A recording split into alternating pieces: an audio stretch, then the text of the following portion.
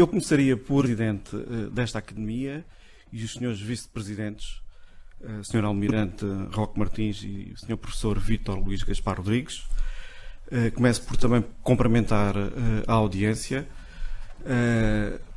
os senhores académicos, os almirantes, e gostaria de começar esta minha intervenção com um agradecimento na pessoa do Sr. Presidente da Academia de Marinha, Sr. Almirante Francisco Vidal Abreu, pela oportunidade e disponibilidade que nos dá, a mim e ao outro coordenador deste livro, que se encontra aqui, para efetuarmos uma apresentação, uma segunda apresentação, como foi referido, da Marinha Portuguesa na Grande Guerra, o afundamento do caça-minas Roberto Aves. Muito obrigado, Sr. Almirante.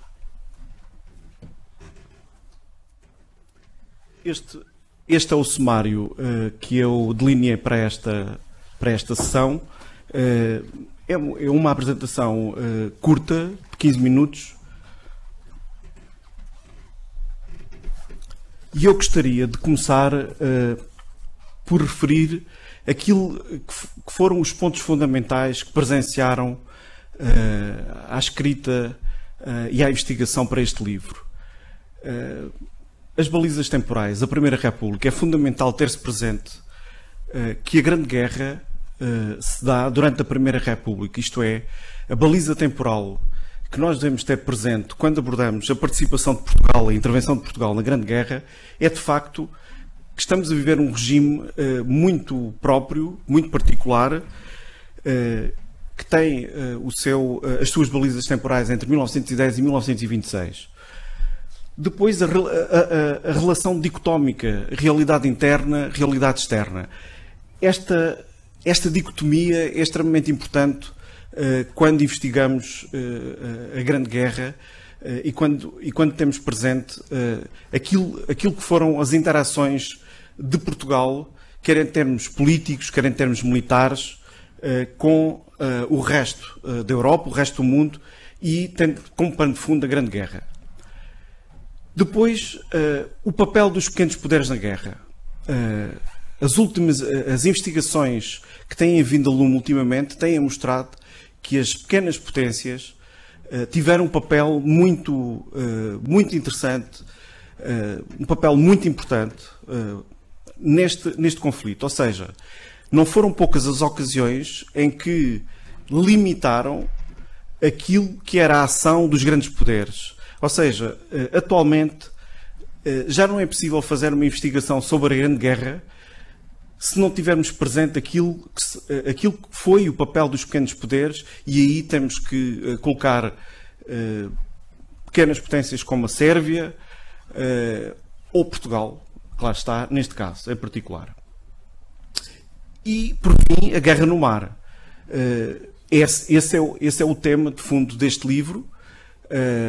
É preciso referir que houve, nos últimos anos, houve um grande boom deste tema, um tema que até ao fim dos anos 90 não estava muito estudado, a participação de Portugal em termos marítimos e navais neste conflito, e nos últimos anos assistiu-se, e muito bem, com diferentes níveis de qualidade, mas nestas situações é mesmo assim, assistiu-se a um boom historiográfico, a um boom em termos de investigação deste tema.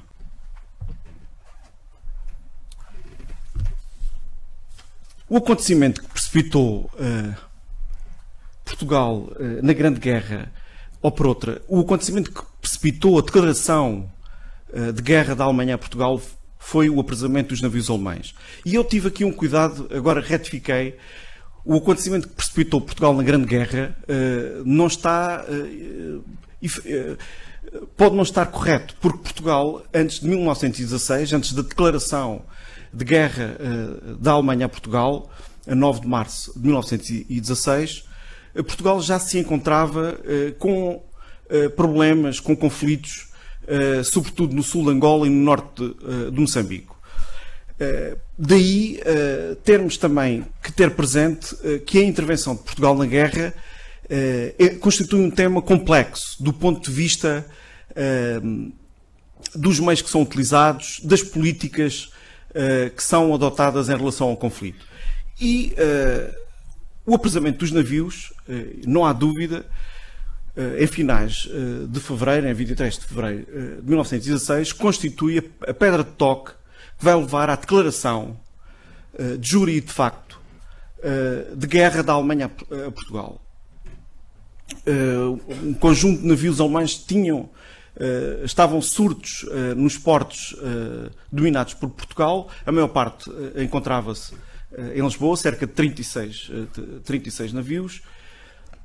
E estes navios eram importantes para o esforço de guerra aliado. E este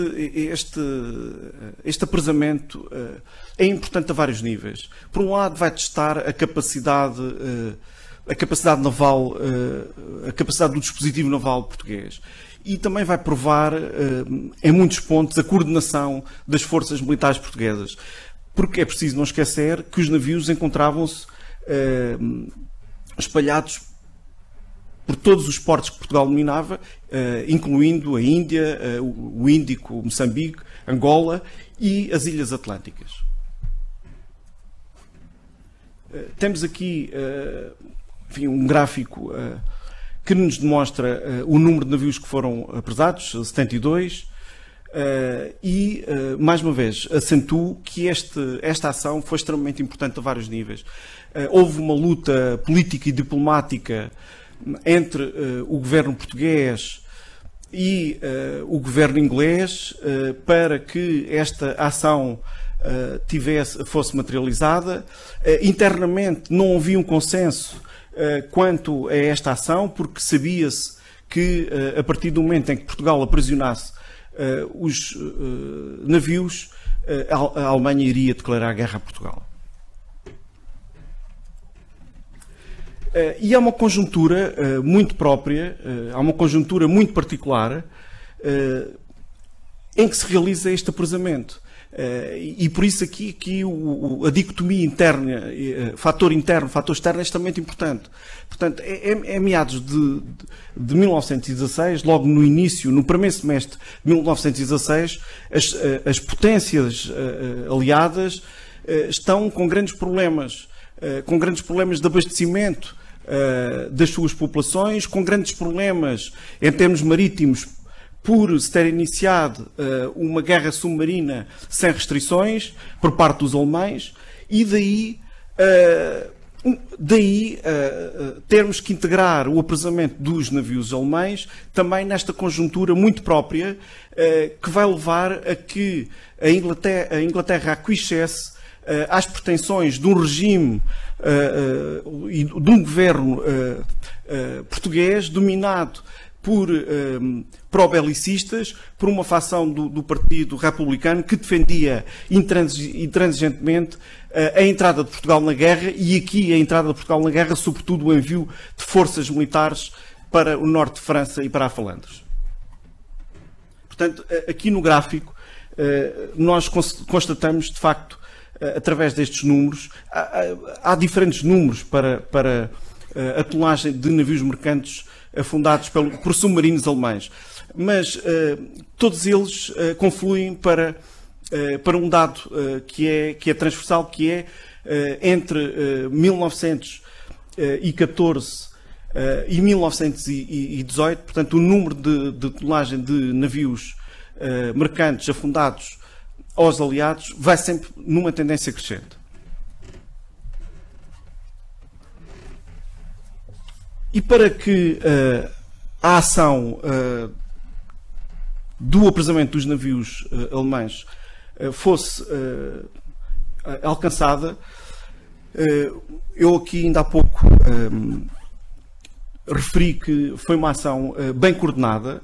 Hoje sabe-se, através da muita documentação que, entretanto, veio a lume, que a Marinha preparava-se já desde meados de janeiro para esta ação. Portanto, a ação só ocorreu cerca de um mês e meio depois, e o dispositivo estava já montado e bem oleado, como se costuma dizer, e o grande comandante para que esta ação corresse bem, do apresamento dos navios alemães, foi precisamente este homem, Liot Durreck. Este homem tem um papel fundamental entre 1915 e 1917. É um papel fundamental na medida em que comanda a Marinha durante a Revolução de 14 de maio de 1915. É a Revolução que dá a vitória aos que defendem que Portugal deve enviar forças militares para a França e para a Flandres e deve entrar de facto na guerra, com uma declaração de guerra. É um líder fundamental e um comandante fundamental porque coordena e comanda as operações que conduzem ao apresamento dos navios alemães, como já referi aqui, e é o comandante fundamental das forças navais portuguesas porque organiza a defesa do Porto de Lisboa e apronta o dispositivo naval para a guerra no mar.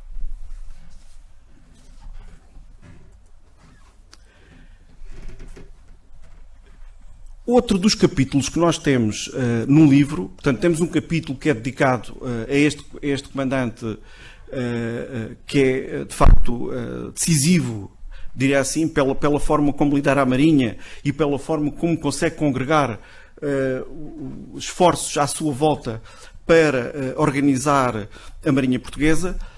Para além desse capítulo dedicado ao Almirante Lioto do Rego, então Comandante Lioto do Rego, nós temos um capítulo dedicado à guerra no mar. A guerra no mar tem as suas fontes e é necessário, é pertinente começar por a análise do nosso ponto de vista, do meu ponto de vista, começar por essa análise.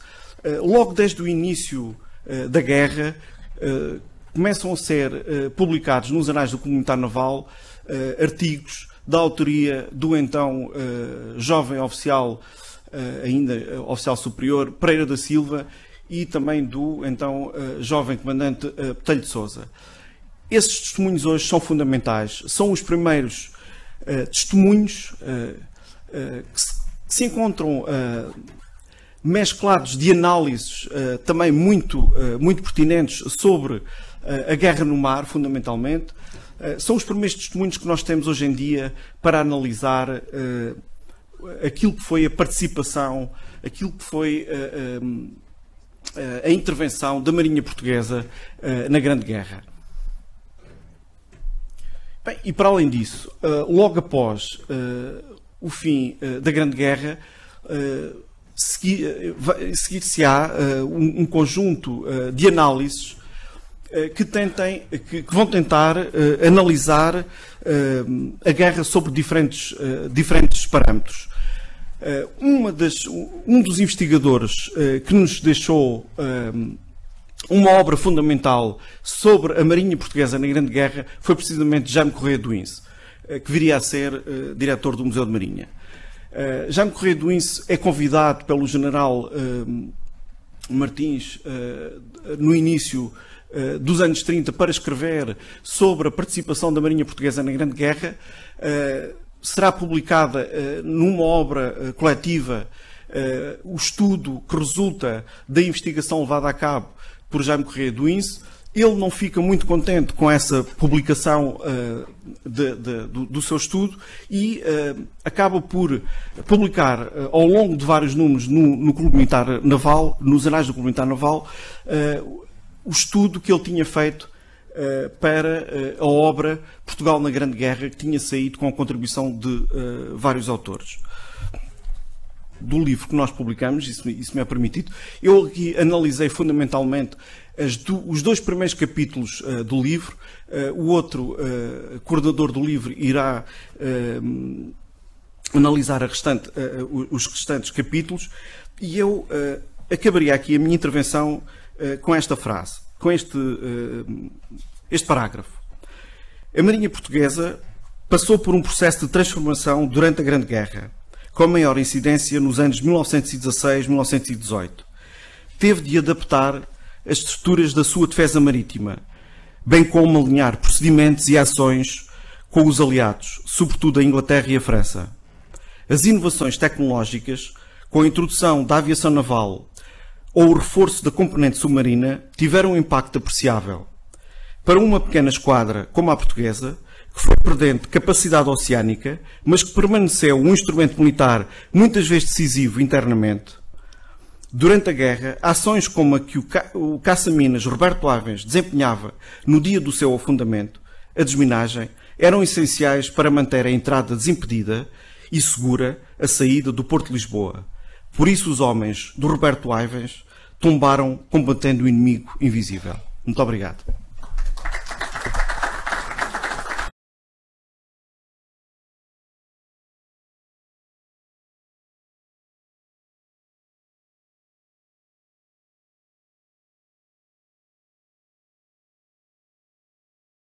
Boa tarde.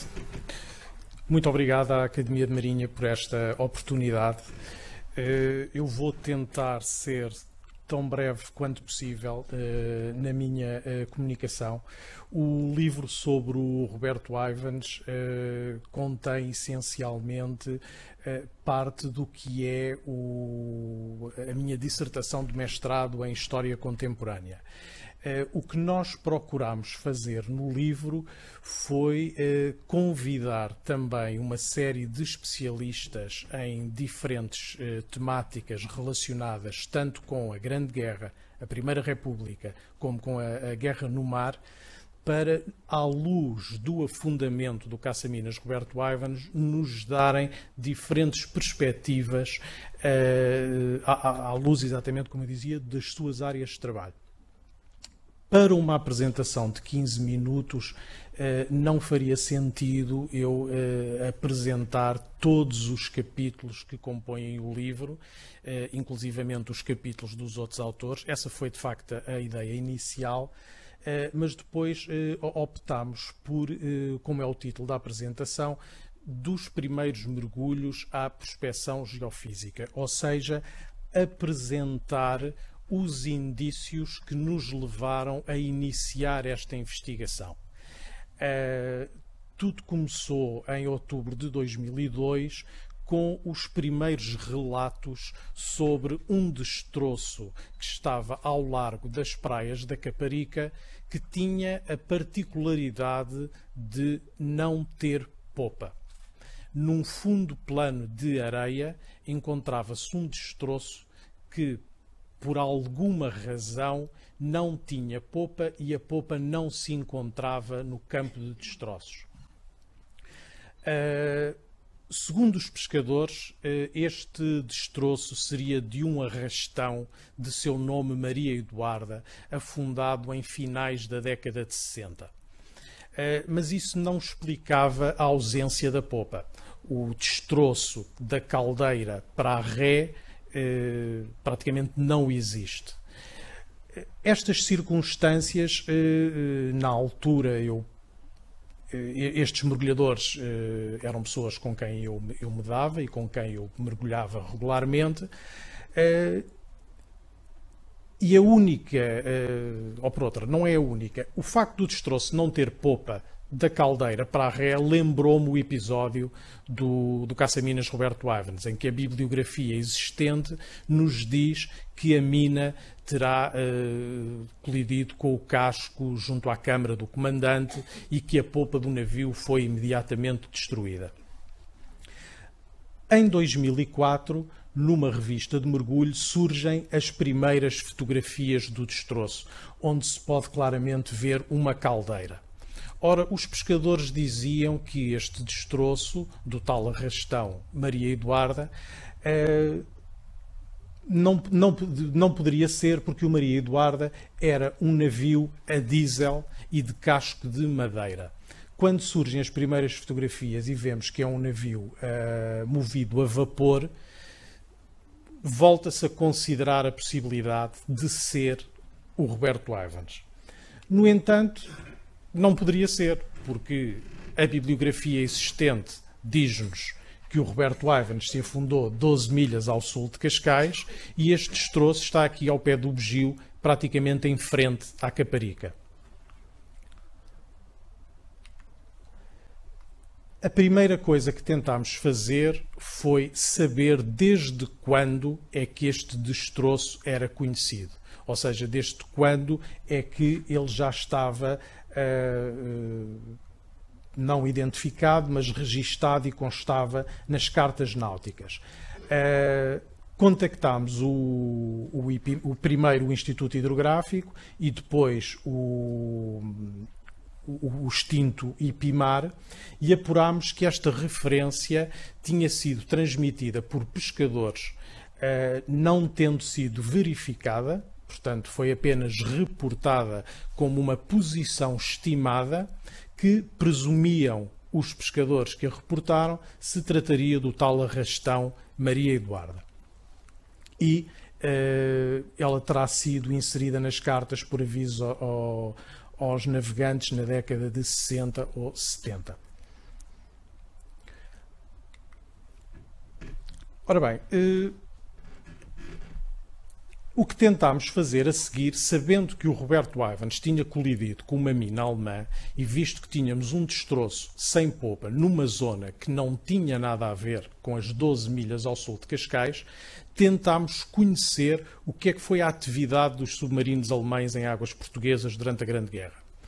Contactámos o museu em Cuxhaven, na Alemanha, que detém o espólio dos diários de guerra dos submarinos alemães de ambas as guerras mundiais, que sobreviveu a ambas as guerras mundiais, e obtivemos primeiro este mapa de 1917 com 3 pontos da costa portuguesa, Lisboa e a Foz do Tejo, Sagres, Cabo de Santa Maria, com as posições dos campos de minas que foram colocados em águas portuguesas no ano de 1917.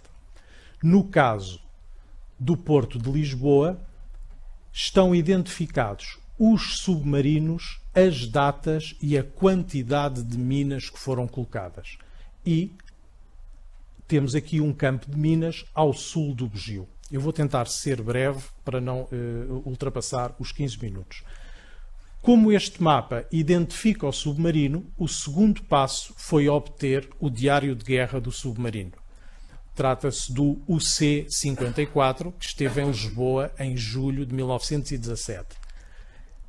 No diário de guerra, obtemos as coordenadas de todas as minas colocadas e ainda obtivemos um bónus. O comandante do submarino fez um croquis onde temos o bugio, os baixios do Alpeidão e as posições estimadas do campo de minas. Mais tarde, no arquivo histórico da Marinha, em Lisboa, descobrimos um outro mapa alemão, obtido através do Almirantado Britânico em 1919, com, novamente, posições de minas alemãs colocadas em águas portuguesas durante a guerra. E eis que no mapa do Porto de Lisboa temos novamente um campo de minas a sul do Bugio.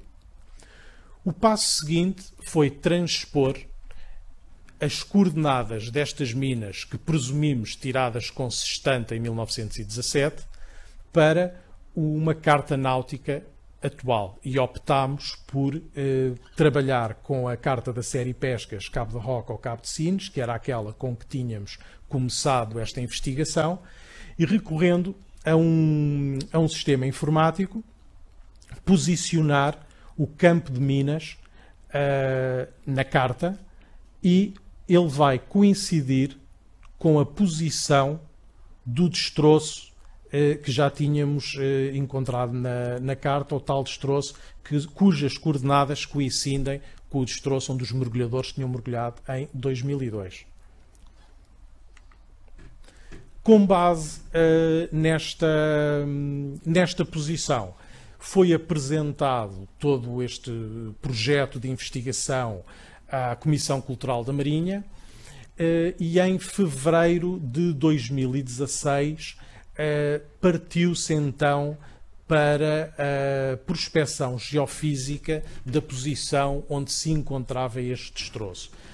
Nos dias 23 e 24 de fevereiro, a bordo do NRP Andrómeda, procedeu-se à prospecção geofísica recorrendo ao sonar de varrimento lateral e ao ROV, No dia seguinte, no dia 23 e 24, no dia 24, a bordo da YM Atlanta, com o multifeixe, voltámos ao sítio com o multifeixe, e na posição onde estava assinalado o destroço não identificado, que se presumia ser o tal arrastão Maria Eduarda, detectámos então, foi localizado o destroço do caça-minas Roberto Ivans.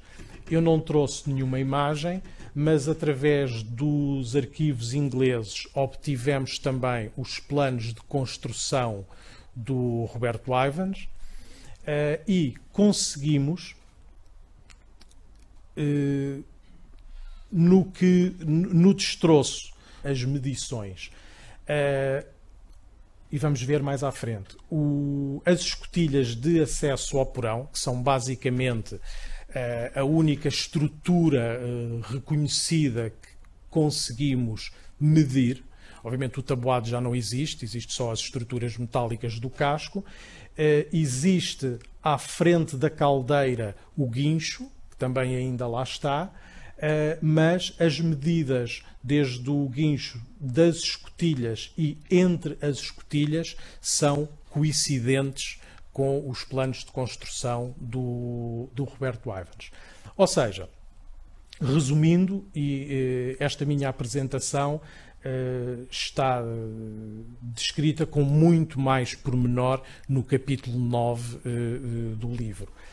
O Roberto Ivans, ao contrário do que os periódicos da época transmitiram e do que a bibliografia sobre a participação da Marinha Portuguesa na Grande Guerra tem escrito até hoje, não está 12 milhas ao sul de Cascais, está sim 4 milhas ao sul do Bugio, em frente à Caparica. Isto, poderíamos agora ficar aqui a falar muito mais, muito para além dos 15 minutos, revela-nos alguns dados sobre a atividade dos submarinos alemães em águas portuguesas durante a Grande Guerra. Não vamos de maneira nenhuma poder aprofundar essa temática nesta comunicação. Através da consulta dos diários de guerra dos submarinos alemães, temos inúmeros episódios interessantíssimos que ocorreram junto à nossa costa, inclusivamente em frente a Lisboa, entre as Berlengas, Lisboa, Setúbal. Eles estiveram aqui mesmo à porta. E o caso do Roberto Ivans ilustra isso muito bem. O submarino C-54 veio a navegar desde as Berlengas pelos faróis à superfície, chegou a Cabo da Roca, viu o Cabo Raso, identificou o Bugio, São Julião da Barra, o Espechel, e com a ajuda dos faróis foi quase até ao Bugio, colocou um campo de 6 minas e, sensivelmente 8 dias depois, o Roberto Ivans teve a infelicidade de, durante uma operação de rossega, colidir com uma dessas minas. Para terminar, uma das fotografias de 2004, das primeiras fotografias que vieram a público do destroço, nesta altura ainda um destroço anónimo que se presumia o tal Maria Eduarda. Estas fotografias foram divulgadas na altura entre um grupo relativamente restrito de mergulhadores que basicamente pouco mais eram do que os amigos daqueles que lá tinham mergulhado. Em 2016, quando a edição portuguesa da revista National Geographic fez uma peça exatamente sobre esta apresentação, sobre o facto do Roberto Ivans ter sido localizado junto ao Bugio, uma fotografia muito semelhante à de 2004, já tirada por outro fotógrafo, vista da proa. O navio está muito destruído. Não sobra, identifica-se a proa, identifica-se a caldeira e entre a proa, portanto, a secção entre a proa e a caldeira, percebemos do que é que se trata. As escotilhas percebem-se perfeitamente porque o navio está pousado no fundo, digamos assim, o que sobra do navio, este destroço. Portanto, identificam-se claramente os 4 poços das escotilhas de acesso ao porão e à ré a caldeira. Para a ré da caldeira não existe absolutamente mais nada. E estarei quase a terminar os 15 minutos. Muito mais haveria a dizer. Projetos para o futuro. Esta investigação, além do livro que foi publicado pela Comissão Cultural da Marinha, foi divulgada através do site sobre a Grande Guerra do Instituto de História Contemporânea. Na altura, alguns periódicos e a National Geographic também contribuíram para a divulgação.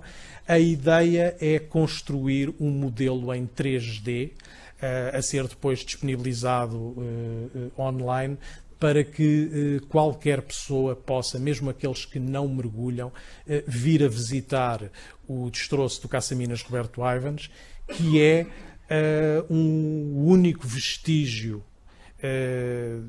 património cultural subaquático da Grande Guerra em águas portuguesas, e eu arrisco dizer também que é o único túmulo de guerra de um navio português em águas portuguesas. Portanto, pereceram 15 elementos da tripulação no seu afundamento, cujos corpos nunca foram encontrados.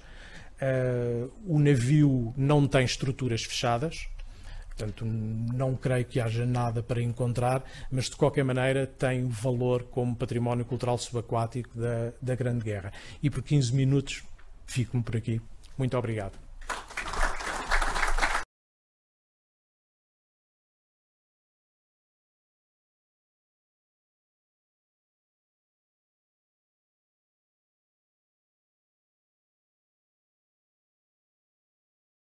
Agradecer a honra e o prazer, que para mim é a segunda vez que eu falo aqui na Academia de Marinha.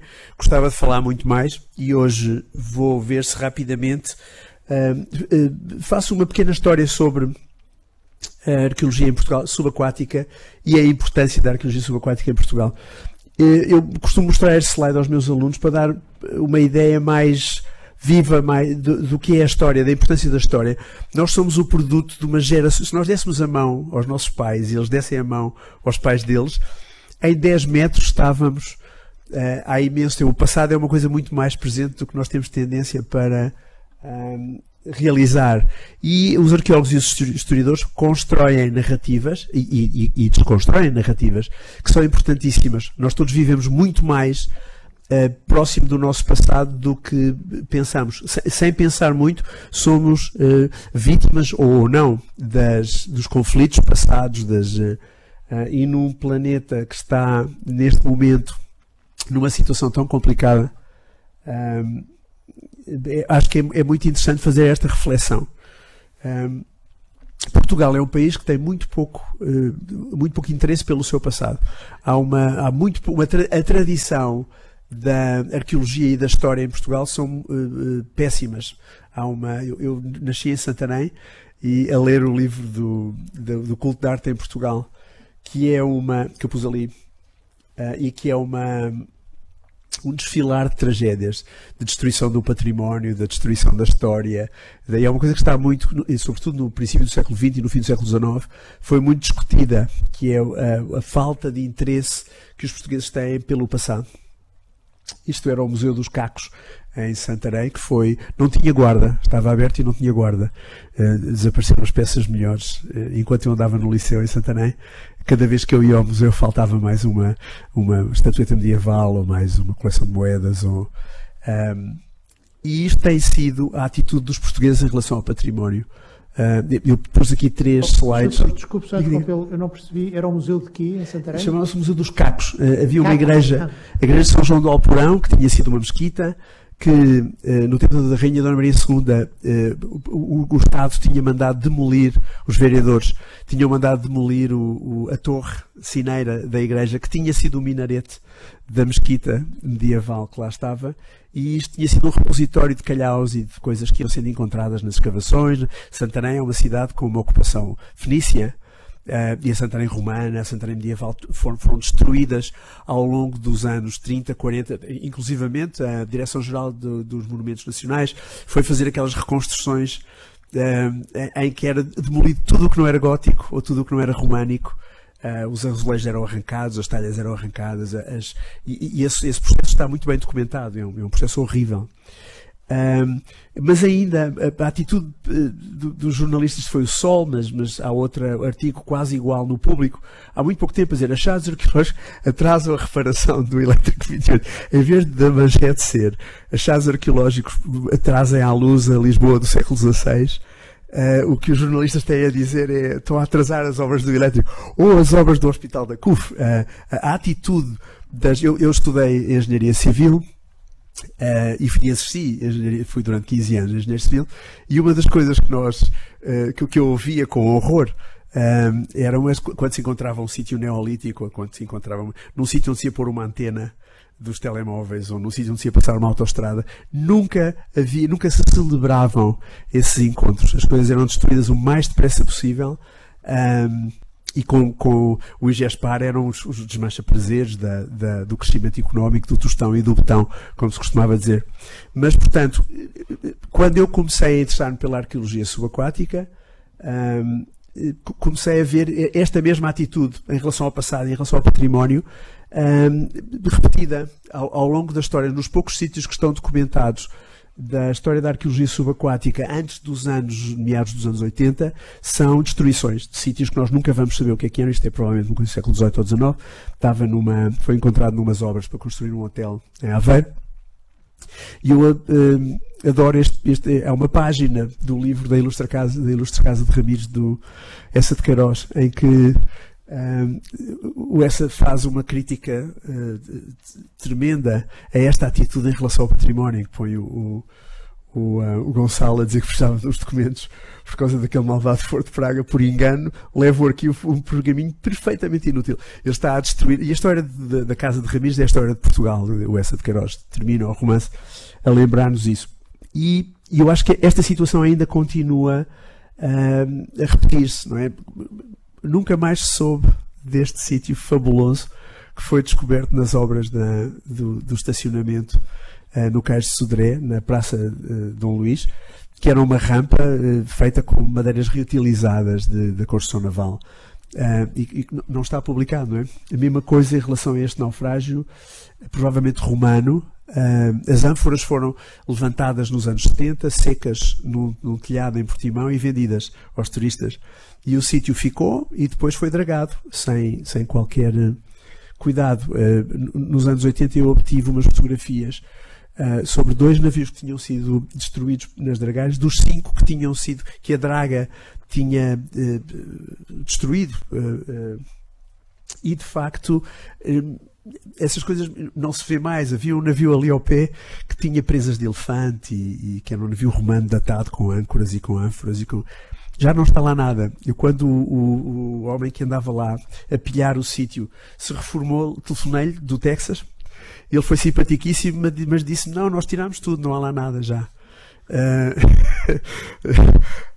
Disse-me: onde há ainda é na Rifana. Há lá um naufrágio que nós encontramos um astrolábio que vendemos.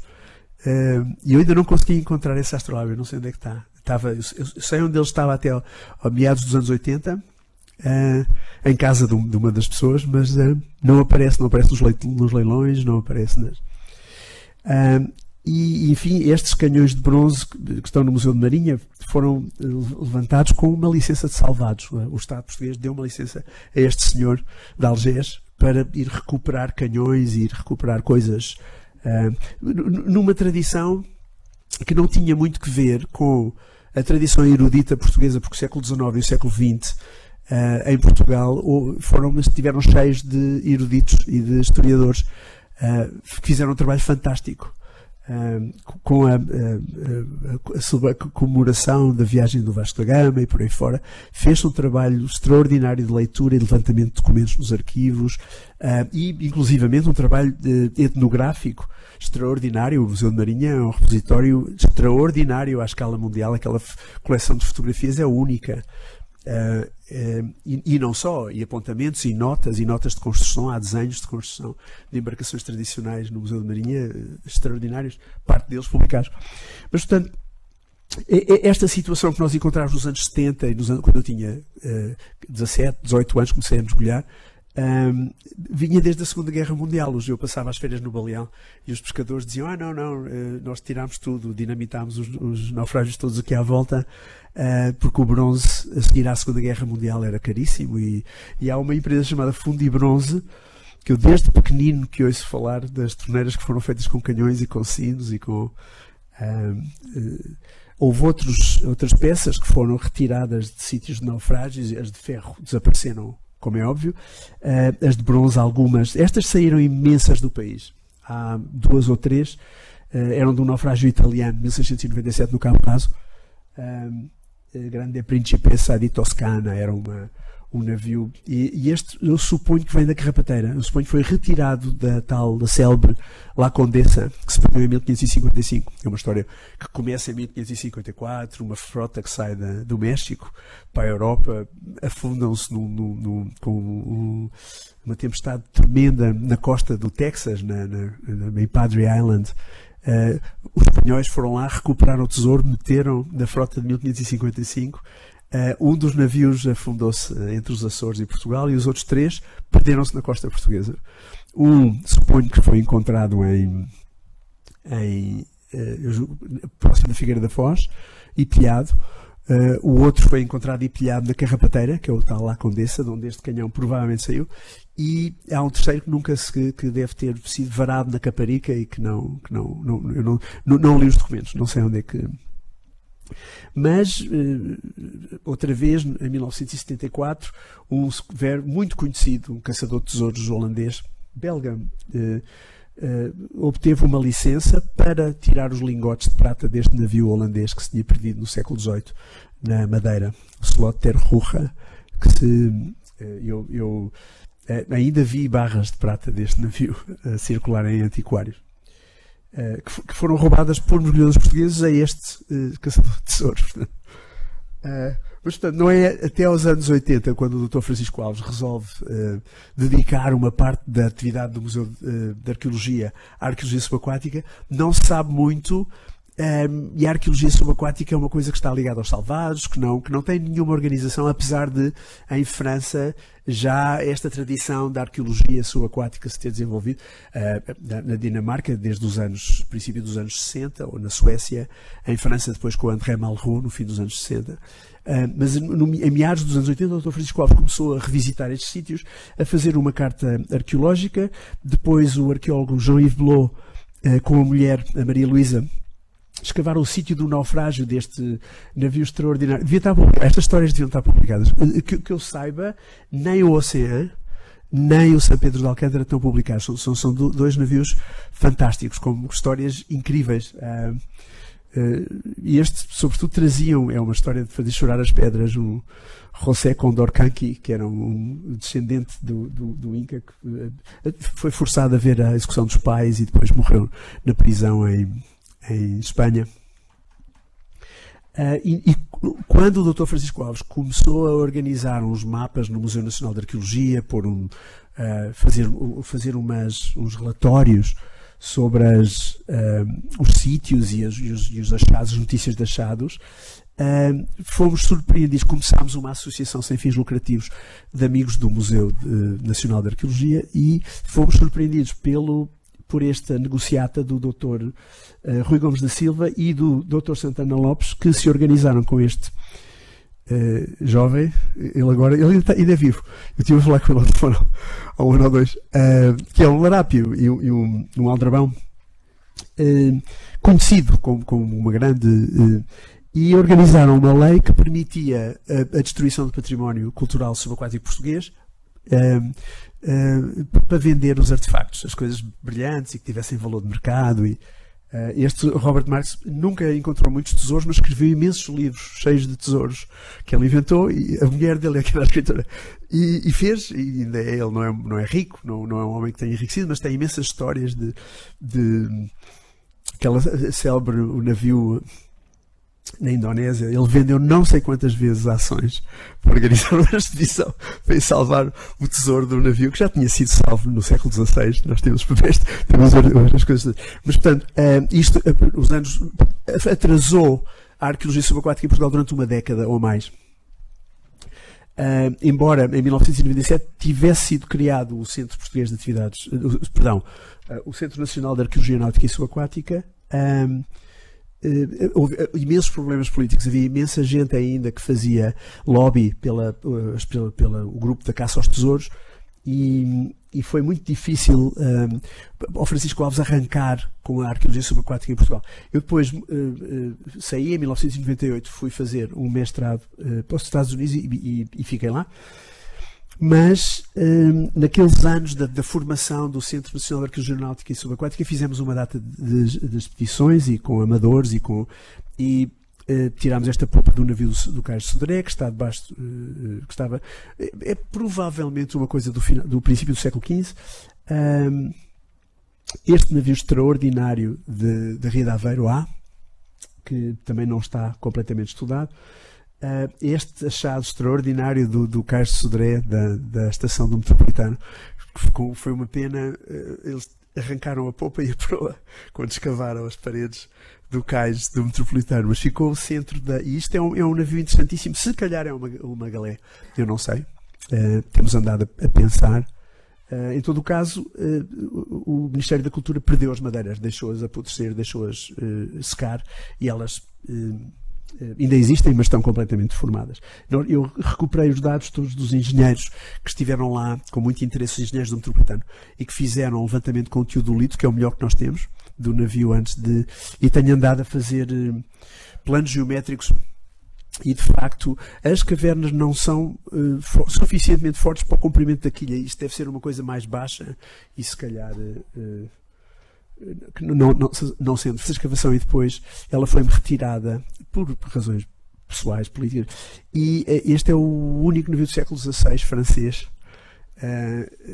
que está estudado. Eu agora pedi ao Ministério da Cultura a autorização para acabar este projeto e publicá-lo, porque é um achado extraordinário. Os franceses fartaram-se de navegar no século XVI, agora estão a encontrar os navios das colónias protestantes de meados do século XVI na Flórida, e este tema da construção naval francesa, do Ponant, do norte da França, está a ficar na moda, e eu estou interessadíssimo em ver, porque estas cavernas estão cheias de marcas de gabaritos, estão cheias de... Eu suponho que se me deixarem ver as madeiras, vou ter um aluno que me pode ajudar a reconstruir isto. E depois, claro, a Nossa Senhora dos Mártires, que foi o navio que eu escavei, fiz dele o meu doutoramento. Depois, com o Instituto Superior Técnico, fizemos uma data de testes e fizemos uma reconstrução, e usámos este navio como um exemplo, de um bocadinho de 11 metros de casco, com meia dúzia de cavernas, mas com marcas de gabarito que permitiam ver onde é que estava o fundo do navio, e os graminhos, pelo menos os 11 graminhos, as 11 posições que tínhamos, davam perfeitamente num graminho de redução e levantamento dos côvados, e acabámos por fazer um estudo muito divertido de reconstrução, e depois teste da plausibilidade da nossa reconstrução, e depois já falámos disto aqui na Academia de Marinha há uns anos, e depois tentámos arrumar comida para 400 pessoas, para 6 meses, e depois tentámos pôr a carga e tentámos pôr as pessoas, e foi um projeto muito divertido. E agora estamos a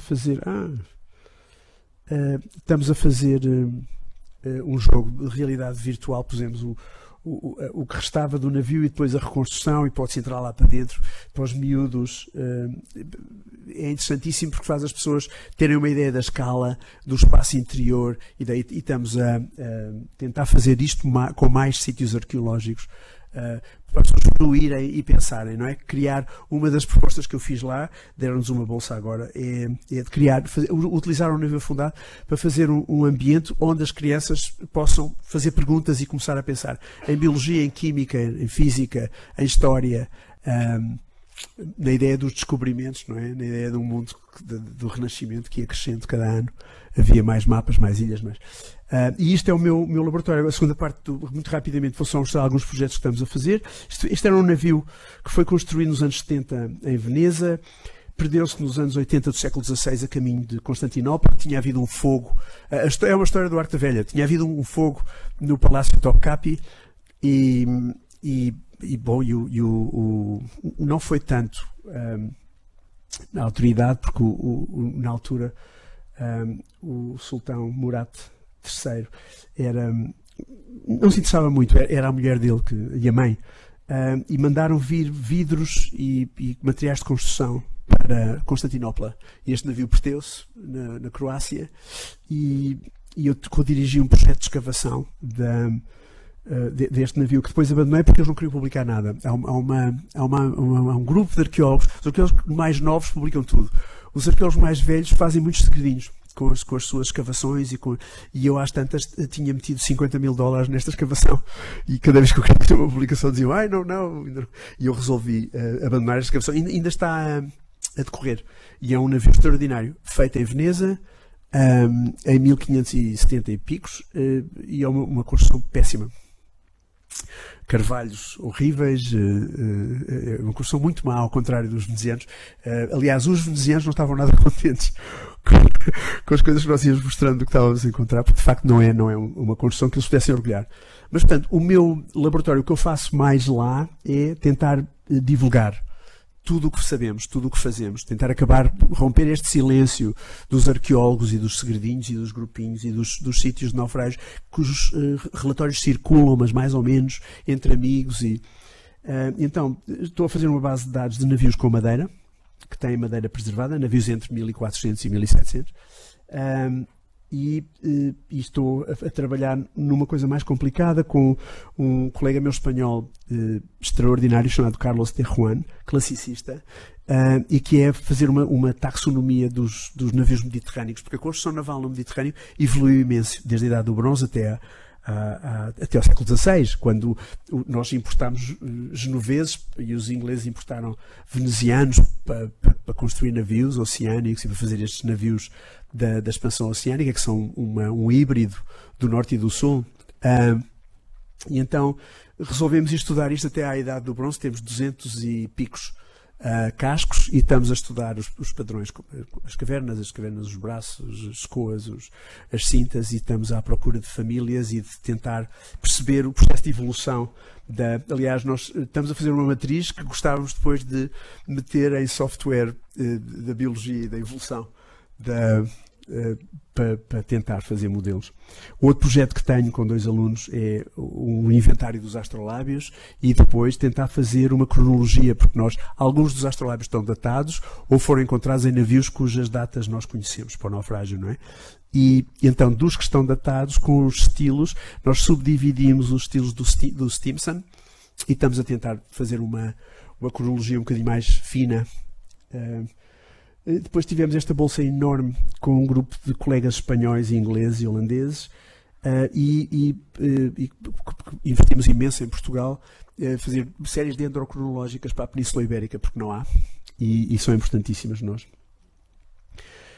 Depois estou a trabalhar com um colega meu francês, estamos lá. Isto é um navio fenício que está fundíssimo, 120 metros. Eles estão a escavar um navio a 120 metros com rebreathers e deixem uma bomba até 100 metros de profundidade com uma mangueira de mais 20 e estão a escavar. Mas se encontrarem madeira vai ser interessantíssimo, porque nós não temos quase nada para o século VII a.C. Mas em todo caso o que nós estamos a fazer é tentar reconstruir o mais que pudermos os sítios antes de começar a mexer-lhes, porque os arqueólogos destroem, não é? Quando nós escavamos um sítio, destruímos-lo, e é importantíssimo ter um registro suficiente, porque temos que ter respeito pelas gerações que vão vir depois de nós. Esta bolsa ainda não acabou, e o que estamos a fazer é basicamente são 3 coisas. Uma é tornar sítios arqueológicos que estão fundo e que estão inacessíveis, acessíveis. Pôr câmaras, fazer visitas guiadas. Temos um naufrágio no Chipre, bastante fundo, do século IV. Temos uma vila romana em Itália, e estamos a tentar fazer experiências com computadores para ver até que ponto é que as pessoas podem fruir estes sítios enquanto eles estão a ser escavados, e descobrirem as coisas que nós estamos a descobrir, verem os nossos erros, desmistificar um bocadinho esta ideia de que os arqueólogos fazem muitos segredinhos. A outra coisa que estamos a fazer com essa bolsa são modelos de navios e com jogos de computador. Os miúdos têm que pôr comida e têm que esperar pelo vento e têm que saber as rotas e vão de porto em porto e fazer jogos chamados jogos sérios, onde as crianças aprendam. Depois descobrimos estes 2 navios. Este deu uma grande polémica, como sabem. É uma nau da Índia, provavelmente a São Francisco Xavier, 1625. Mas estamos a fazer uma reconstrução. Este é, se calhar, muito mais recente, mas eu interesso-me imenso por barris e pelas dimensões e pelas métricas. E este Tejo B, vamos tentar fazer fotogrametria e fazer um estudo mais fino do que lá está. Este aqui, sim, é um projeto também, é um município muito pequenino, com uma ocupação muito recente, quer dizer, uma ocupação muito antiga, mas tem sido sempre um município muito pequenino. Eu acho que é possível inventariar o património e depois relacioná-lo. Eu interesso-me muito por trabalho com pessoas que fazem programas de computador, para pôr estas coisas todas relacionáveis e para as pôr ao utilizador, de maneira a que as pessoas possam construir, fazer a sua própria investigação nestes sítios arqueológicos. Depois temos o naufrágio do Belinho, que ainda não sabemos o que é, parece ser uma coisa ou do primeiro ou do segundo quartel do século XVI, provavelmente construída em Espanha. A carga vem do norte da Europa.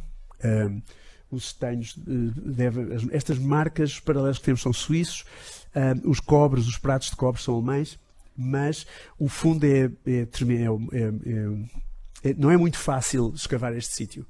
É muito difícil o mar estar bom, e quando o mar estar mau, este livro está nas rochas. Temos trabalhado com a Universidade e há 2 canhões de bronze que nós precisávamos desesperadamente de trazer para cima, mas um tem uma rocha em cima. E precisamos de meios para extrair o de cima e depois poder tirar o de baixo. Mas temos andado com a FEUP, com a Universidade do Porto, que tem um programa de robótica marítima extraordinário, que é conhecido em todo o mundo, e temos trabalhado com eles fazem. Depois tem imensos cacos de ânforas romanas mais a sul, provavelmente um naufrágio. Nós precisávamos muito perceber a geologia costeira para perceber melhor, mas para já temos estas partes de um navio de carga que estamos a tentar reconstruir. E isto são os programas com as pessoas da realidade virtual lá na minha universidade. Há um programa muito forte e quando cada ano me pedem ideias para os alunos fazerem projetos, eu tenho já uma data de ideias que lhes dou.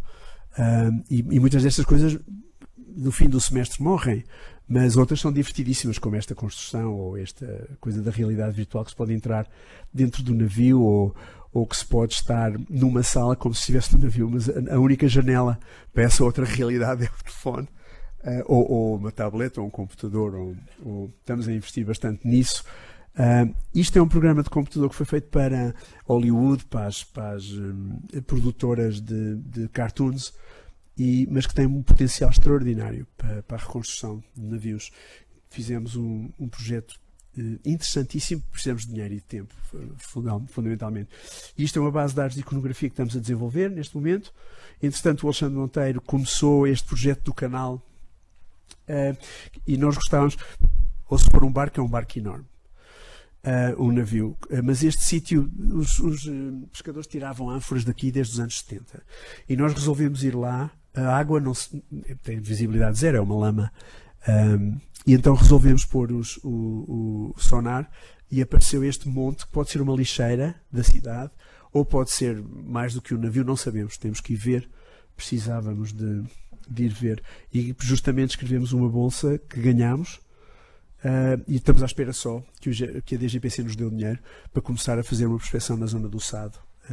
E ao longo daquela costa há ali 2 navios com cargas de prata significativas que nós gostávamos de encontrar antes que fosse. Eu suspeito que já foi pilhado, mas as pilhagens, na minha experiência, eu mergulhei em muitos navios pilhados, são superficiais. A caça aos tesouros é uma destruição industrial dos sítios arqueológicos. A pilhagem não é tanto, é uma coisa endémica que destrói as camadas mais expostas dos sítios e, portanto, Agora tivemos um contratempo muito grande com, isto não é Taços, perdão, é Taço, é o professor João Tasso de Souza, que é na Texas A&M. O pessoal da robótica perguntou-me se eu conhecia um português que era o melhor do mundo, e era o João, que é um amigo meu há 20 anos, e que tem uma reputação mundial da Universidade do Porto, Faculdade de Engenharia. Mas nós não conseguimos contratar ninguém para fazer robótica para a nossa universidade.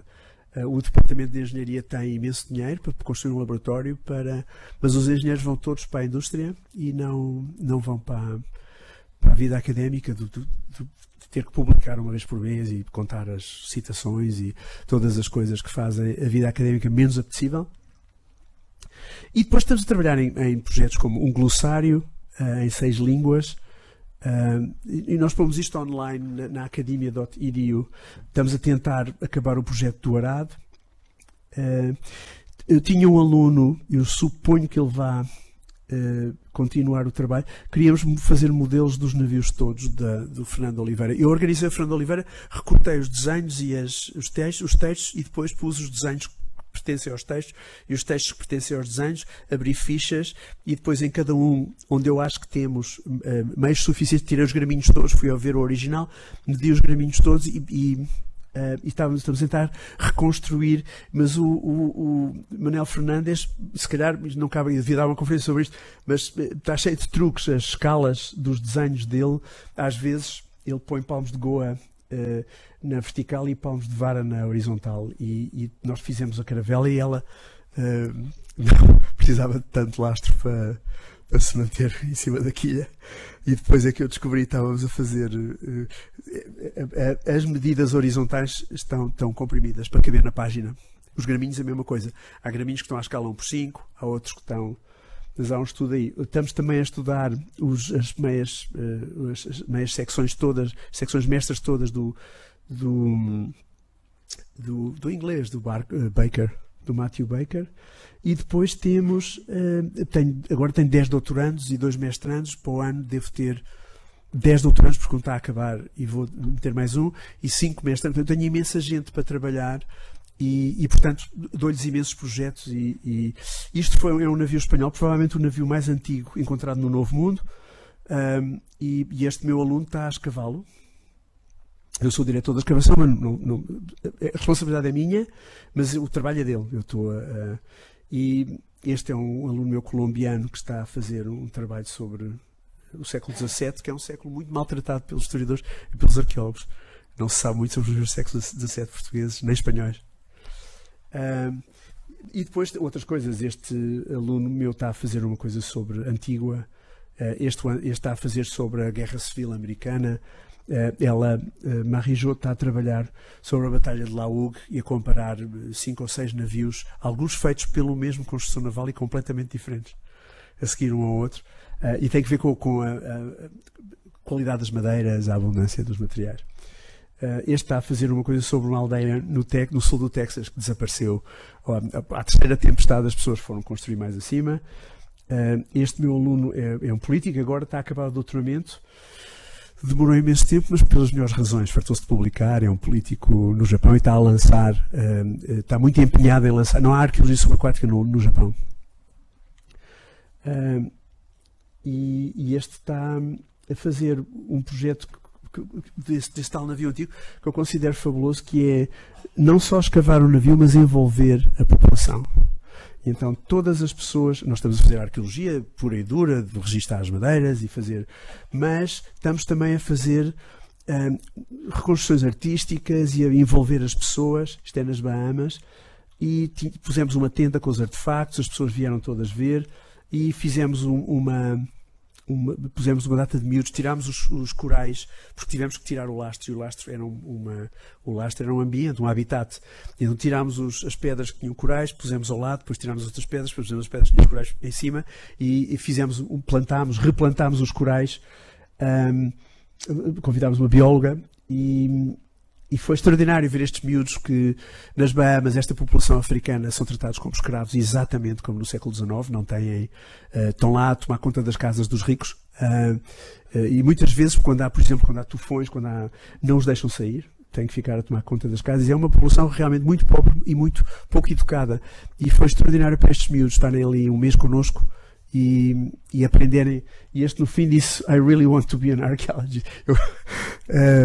Eu disse: não, pá, morres de fome, tens que ser engenheiro ou advogado ou médico. Mas foi um projeto extraordinário que eu gostava imenso de fazer. Para acabar, estamos a trabalhar na Carta Arqueológica de Portugal. Vamos fazer uma base de dados e usá-la como um instrumento de gestão e pô-la, porque a do endovélico não está muito bem organizada, não está muito limpa, tem erros, e nós estamos a passar lá pente fino e a adicionar os sítios que conhecemos e que não estão estudados, e portanto o Alexandre Monteiro conseguiu uma carta de um arrastão, com os peguilhos todos e com os sítios onde eles traziam ânforas ou presas de elefante ou anforetas espanholas. E, portanto, há imensos sítios que nós estamos a tentar posicionar e que gostávamos de fazer uma coisa que fosse pública, sem as posições exatas dos sítios, como é óbvio, mas que encoraje os mergulhadores a tomarem responsabilidades, que divulguem a importância do património. Porque o problema do património submerso é que não se vê. E, portanto, as pessoas não imaginam o que há. Portugal está cheio, e eu acho que era muito importante valorizá-lo e mostrar às pessoas e encorajá-las, porque a história, um amigo meu diz que a história é muito importante para a autoestima dos povos. Eu vivo na América, onde não há passado, e as pessoas não há raízes, e as pessoas, é muito difícil as pessoas terem referências, para começar, e a segunda é quando se passa numa rua que já foi percorrida não sei quantas vezes nos últimos 1000 anos, nós temos um sentimento que mais pessoas tiveram problemas, passaram por ali e as coisas resolvem-se. Esta ideia do tempo estar presente na paisagem faz muito bem às populações. E países novos como o Brasil, ou como os países em que eu tenho trabalhado da América Latina, ou os Estados Unidos da América, são países com uma violência, um cinismo, uma falta de cola social, que eu julgo que tem muito que ver com a falta de raízes. E não... E pronto, eu como sou antropólogo faço isto... roubei o programa completamente ao Musée de l'Homme dos anos 70 em França e faço... os meus alunos todos têm que estudar construção naval, pregos e graminhos e tonelagens, mas eu quero que eles pensem sempre... que nós estamos a estudar o passado para saber quem somos, de onde vimos, para onde vamos e o que é que podemos saber. E portanto tenho sempre estas 4 coisas que são cultura e biologia: o que é animal e o que é cultural em nós, a relação com a natureza do ponto de vista marxista, não é? Nós mudamos a natureza para podermos existir. E depois, claro, a metafísica, as interpretações do mundo, as religiões, a espiritualidade, todas essas coisas que têm uma influência tão grande na história. E quando eu estou numa universidade que tem imensos engenheiros a falar de construção naval, muitas vezes esquecemos das pessoas. Estamos a falar de pregos e de cavilhas. E depois, claro, a relação entre a cultura e a psicologia. E é para isso que serve a história, não é? Eu tenho um colega que é um padre jesuíta, humanista, que diz que estuda a história para acabar com a história. A ideia é, de facto, quando percebermos a natureza humana, a história deixa de ter relevância, porque a história só serve para fazer como um espelho que nos permite ver-nos contra fundos diferentes e percebermos melhor. E quando percebêssemos a natureza humana, não precisávamos estudar a história, porque... E portanto é isto, divulgar. Os turcos estão a fazer museus com os sítios que encontraram. Os museus começaram justamente com a Revolução Francesa, não é? Esta ideia de pôr o conhecimento.